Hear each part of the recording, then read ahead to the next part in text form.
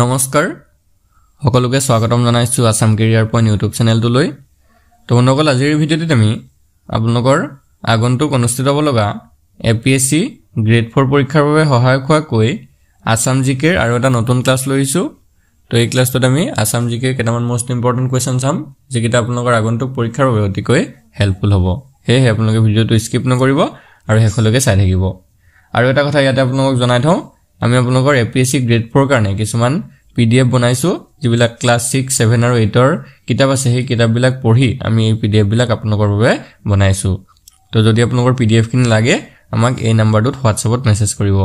আমাৰ নম্বৰটো হৈছে 8133840965। এটা আমাৰ হোৱাটছএপ নম্বৰ হয়।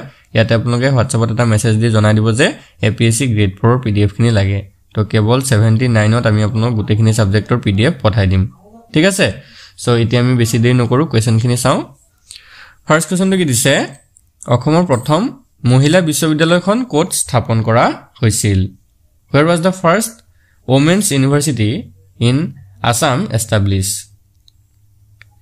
তো ইয়াৰে শুদ্ধ উত্তৰটো অপচন সি, যোৰহাটত।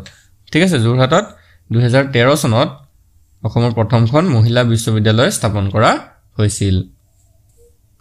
নেক্সট কোৱেশ্যনটো হৈছে ৰজনীকান্ত বৰদলৈৰ প্ৰথম উপন্যাসখনৰ নাম কি আছিল?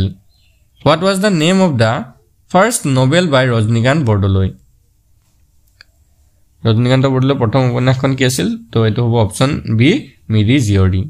আৰু এখন প্ৰকাশ পাইছিল 1894ত, অৰ্থাৎ 1894 চনত। নেক্সট কোৱেশ্যনটো হৈছে শ্ৰীমন্ত শংকৰদেৱৰ সাহিত্যিক জীৱনৰ কীৰ্তিস্তম্ভ কি? What is the monument of Srimanta শংকৰদেৱ's literary life?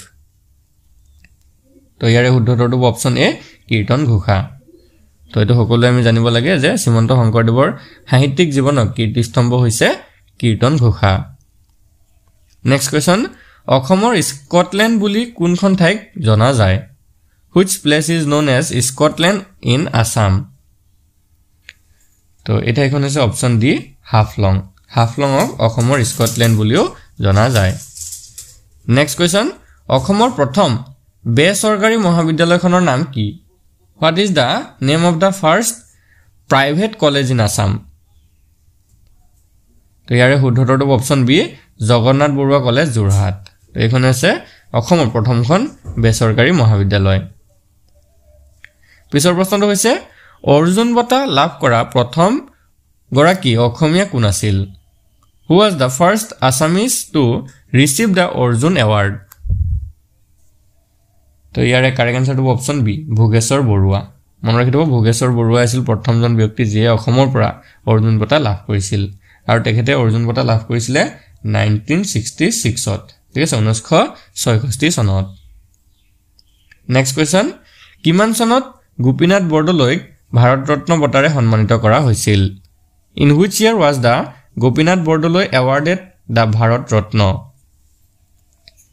তো ইয়াৰে শুদ্ধ উত্তৰটো অপচন সি, 1999ত, অৰ্থাৎ 1999 চনত। পিছৰ প্ৰশ্নটো হৈছে ডিগবৈ তেল শোধনাগাৰটো অসমৰ কোনখন জিলাত অৱস্থিত? Digboi oil refinery is located in which district of Assam? তো ইয়াৰ কাৰেক্ট আনসাৰটো অপচন বি, তিনচুকীয়া জিলাত। নেক্সট কুৱেশ্যন, অসমত মুঠ কেইখন বিশ্ব ঐতিহ্য ক্ষেত্ৰ আছে? How many world heritage sites are there in Assam? তো আমি যদি চাওঁ অসমত বৰ্তমান 3খন বিশ্ব ঐতিহ্য ক্ষেত্ৰ আছে।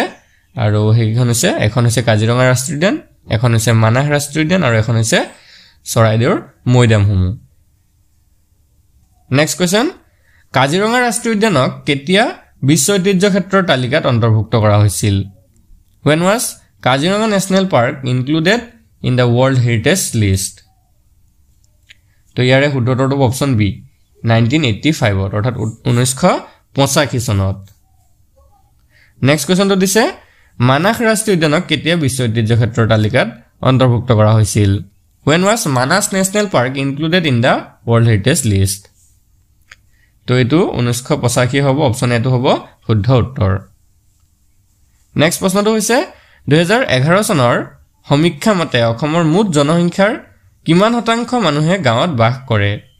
According to the 2011 census, what percentage of the total population of Assam lives in rural areas?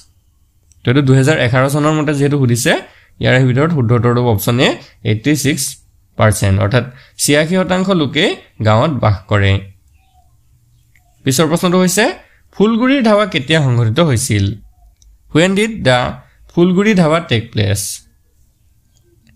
Correct answer to option B 1861 অৰ্থাৎ 1861 চনত Next question ৰঙিয়াৰ কৃষক বিদ্ৰোহ কেতিয়া সংঘটিত হৈছিল When did the peasant uprising in Rongya take place?